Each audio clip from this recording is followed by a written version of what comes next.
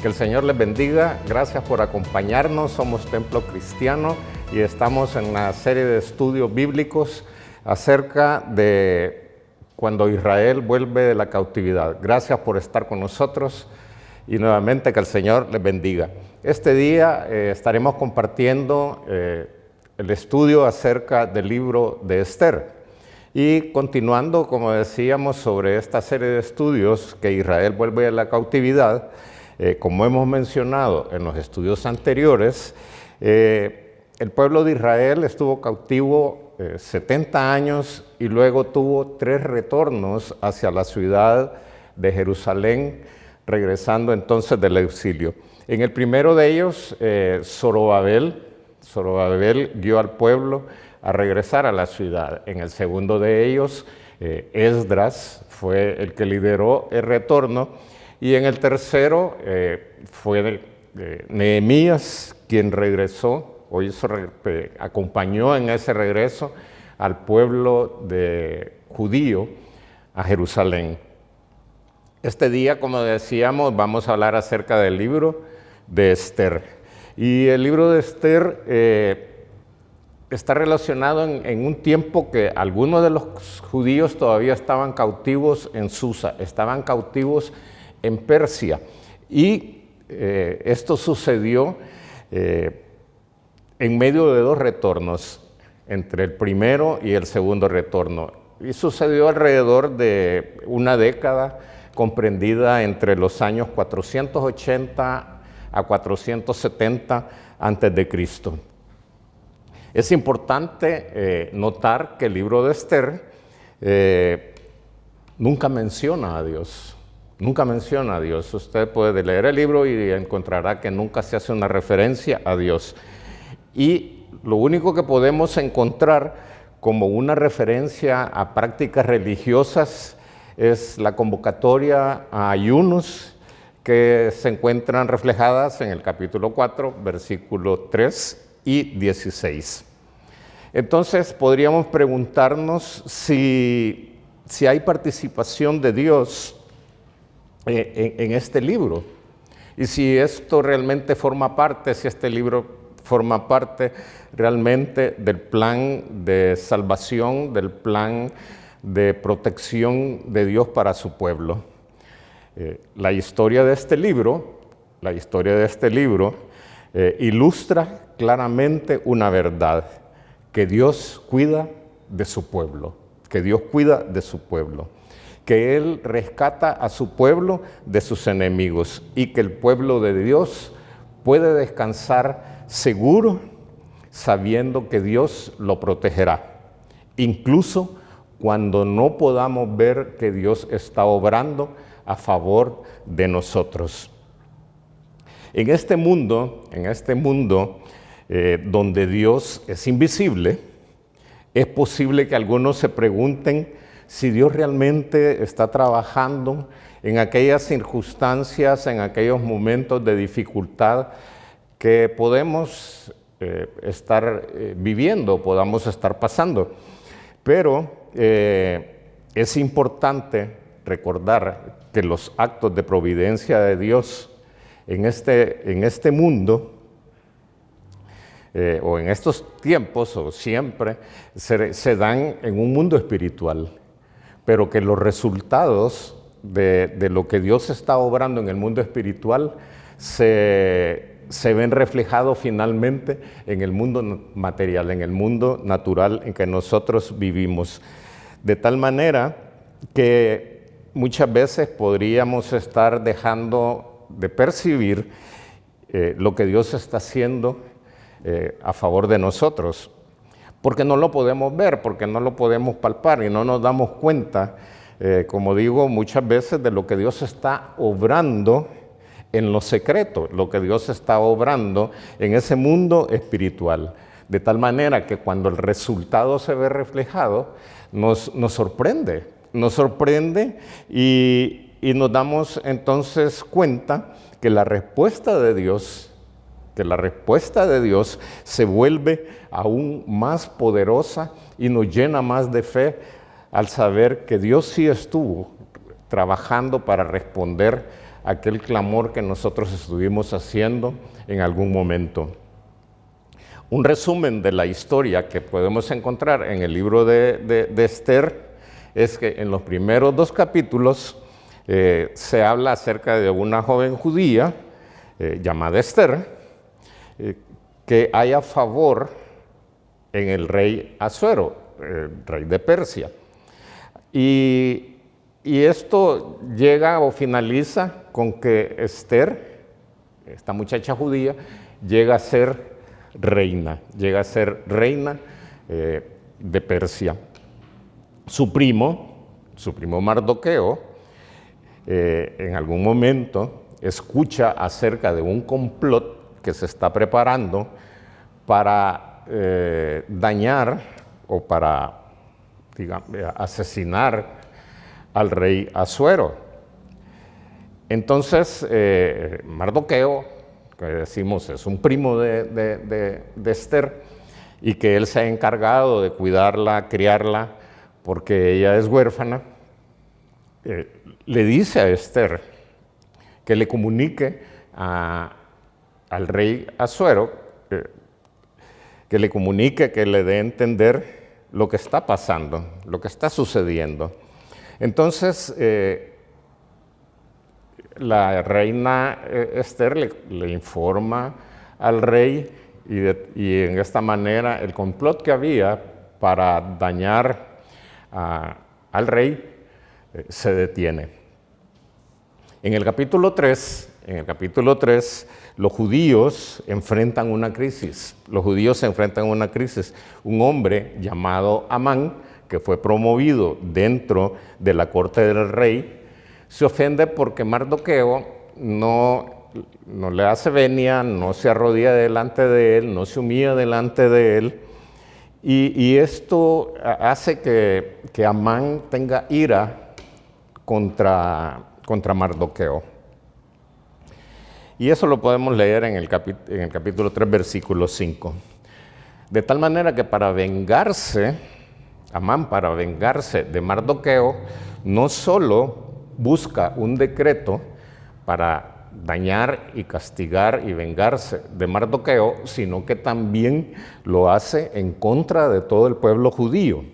Y en el capítulo 3, versículo 13, encontramos en qué consistía este decreto. Y dice: y fueron enviadas cartas por medio de los correos a todas las provincias del rey, con la orden de destruir, matar y exterminar a todos los judíos, jóvenes y ancianos y niños y mujeres en un mismo día.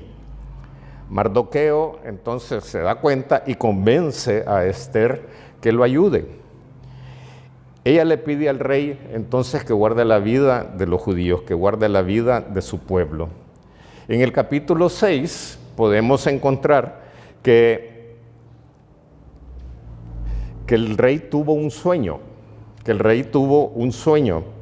y pidió entonces que le pidieran, o más bien no es que tuvo un sueño, sino que no podía dormir, se le había ido el sueño. Entonces pidió que mandaran a traer los libros de memorias y que se los leyeran.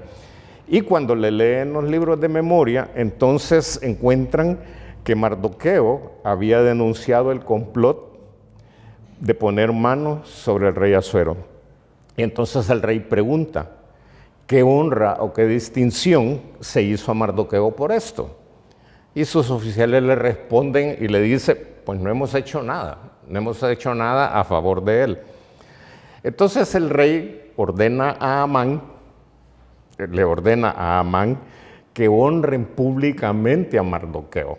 Vea que sin saberlo el rey está involuntariamente humillando a Amán, porque Amán estaba reclamando la honra de Mardoqueo hacia él, y ahora resulta que Amán tiene que darle honra a Mardoqueo. Y posteriormente, en el capítulo 7, el complot de Amán de asesinar a los judíos también es frustrado. Y al final podremos leer ahí en el capítulo 7 que quien es juzgado, quien es condenado, quien es colgado de la horca que Amán había estado preparando, es el mismo, es el mismo. Entonces, acerca de esta historia queremos presentar algunos temas importantes. Primero, Dios juzgará a sus enemigos. Dios juzgará a sus enemigos. Veremos que Dios trae juicio sobre los malvados. El malo aquí es Amán. Es culpable de orgullo, es culpable de arrogancia, es culpable del intento de asesinato. Y lo peor de todo su pecado es que específica y directamente su maldad está dirigida contra el pueblo de Dios. Podríamos decir entonces que su maldad está dirigida en contra de Dios mismo. Amán podremos ver o podemos entender que es un modelo o un ejemplo de los enemigos de Dios. Pero encontramos en esta historia la providencia de Dios y todos los planes de Amán se volvieron contra él. Amán quiere humillar a Mardoqueo y al final el rey obliga a Amán a honrar a Mardoqueo en público. Amán quiere asesinar a Mardoqueo y al final quien es colgado en la horca es Amán. Pero Amán quiere eliminar entonces al pueblo judío y encontramos que en cambio de eso, Dios permite una ocasión para que los judíos no solo se defiendan a sí mismos, sino que también triunfen sobre sus enemigos. En el capítulo 9, versículo 2, podemos leer lo siguiente. Los judíos se reunieron en sus ciudades y en todas las provincias del rey Asuero para descargar su mano sobre los que habían procurado su mal, y nadie los pudo resistir, porque el temor de ellos había caído sobre todos los pueblos. Y en el versículo 16 encontramos que dice que descansaron de sus enemigos y que mataron a sus contrarios, a sus enemigos, mataron a 75,000 de ellos. Vemos entonces cómo Dios obró, y aunque como decimos, el libro no menciona a Dios en ningún momento, pero lo que va sucediendo, las circunstancias como se van presentando, nos muestra obviamente que Dios está obrando a favor de su pueblo, que Dios ocultamente está cambiando todos los planes de sus enemigos o de los enemigos del pueblo para obrar a favor de ellos. El segundo punto que podemos ver es que Dios trabaja en medio de las circunstancias. Dios trabaja en medio de las circunstancias. Se observa cómo Mardoqueo persuade a Esther de rescatar a su pueblo de esta sentencia de muerte. Y podemos leer en el capítulo 4, versículo 14, lo siguiente. Porque si callas absolutamente en este tiempo, respiro y liberación vendrá de alguna otra parte para los judíos. Mas tú y la casa de tu padre pereceréis. Y quién sabe si para esta hora has llegado al reino. Mardoqueo cree firmemente que hay un propósito para que Esther se haya convertido en reina y que su propósito es claro. Esta es la oportunidad que se le presenta para salvar al pueblo de Dios. Dios usa instrumentos terrenales, Dios usa acciones de las personas para cumplir sus planes. Usa personas, usa situaciones, acontecimientos, todo de manera muy natural y muy discreta hacia el fin que Él pretende. Dios usa diferentes circunstancias y nos utiliza también a nosotros para cumplir sus propósitos. De tal manera que vemos entonces que Mardoqueo le está diciendo a Esther que debe de entender que ella y su reinado podrían ser el instrumento por medio del cual Dios lograría sus propósitos.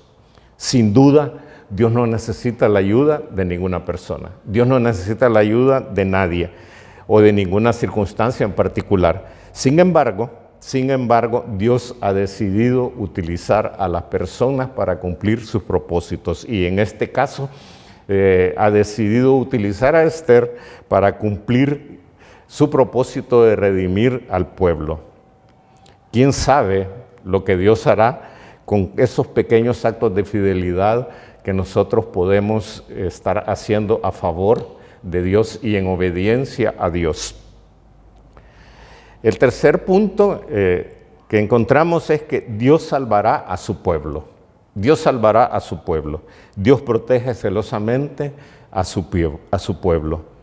Este es un tema principal, es uno de los temas principales a lo largo de toda la Biblia y es claramente el objetivo de este pequeño relato que podemos encontrar en el libro de Esther.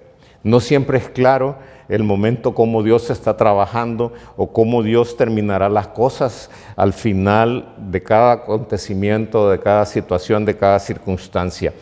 Pero lo que sí es seguro es que Dios libera a su pueblo y lleva adelante su plan redentor.